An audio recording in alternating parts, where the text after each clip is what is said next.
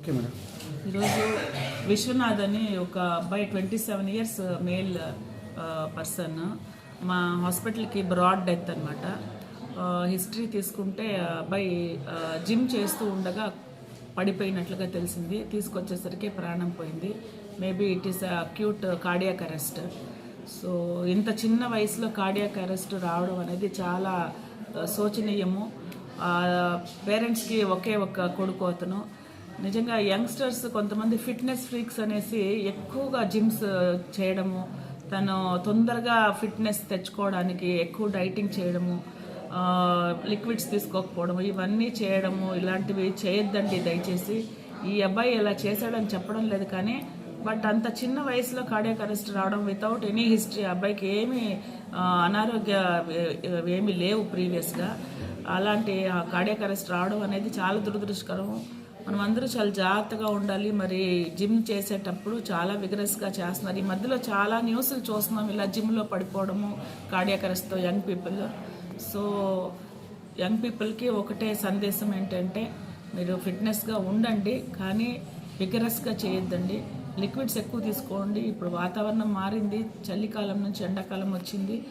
So ఈ liquids కూడా తక్కువ తీసుకుంటే కూడా ఎలక్ట్రోలైట్ ఇంబ్యాలెన్స్ వస్తుంది. దీనివల్ల చాలా పరిణామాలు ఉంటాయి. కాబట్టి ప్రాపర్ డైట్ తీసుకోండి. డైట్ కూడా ఎక్కువ డైటింగ్ చేసేయడము, తొందరగా లావు తగ్గిపోవాలా లేకపోతే ఫిట్ అయిపోవాలా అనే ఆతృతతో చేస్తుంటే మాత్రము దుష్పరిణామాలు ఎదుర్కోవాల్సి వస్తుంది. నేనైతే తల్లిదండ్రులకి ప్రగాఢ సానుభూతి తెలియజేస్తున్నాను. 27 సంవత్సరాలు వయసుకు వచ్చిన బిడ్డ చనిపోవడం అనేది చాలా తట్టుకోలేని విషయం తల్లిదండ్రులకి. సో అందరూ జాగ్రత్తగా ఉండండి దయచేసి. తల్లిదండ్రులకి కడుపు కోత మిగిల్చకండి. ప్రాపర్ జిమ్ ట్రైనర్ ఉండాలండి. అంటే ప్రతి ఒక్క జిమ్లో కూడా జిమ్ ట్రైనర్ ఉంటేనే మంచిది. అదర్వైజ్ మనం బేసిక్ ఎక్సర్సైజెస్ అయితే చేసుకోవచ్చు. బేసిక్ థింగ్స్ విగరస్గా చేయాలి, మనము బాడీ బిల్డింగ్ చేయాలి, మసిల్ డెవలప్ చేయాలి, లేకపోతే వెయిట్ లిఫ్టింగ్ ఛాంపియన్షిప్ అట్లాంటి వాటికి వెళ్ళే వాళ్ళైతే డెఫినెట్గా డైట్ ట్రైనర్, జిమ్ ట్రైనర్ అయితే ఉండాలి కంపల్సరీ.